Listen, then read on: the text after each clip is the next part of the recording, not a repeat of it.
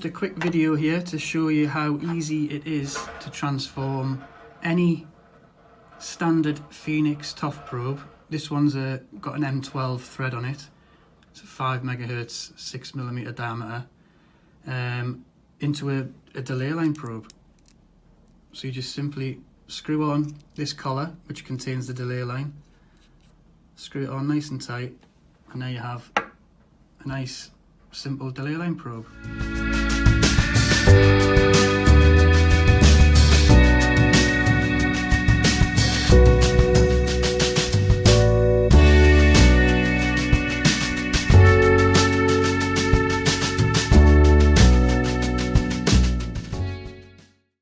The standard delay line, which you can see here.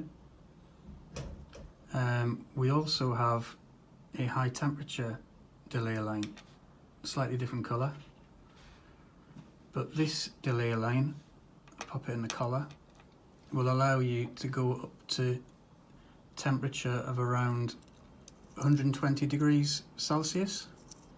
So you just screw that on there, and there you have a nice simple high temperature delay line on our TOFD probe.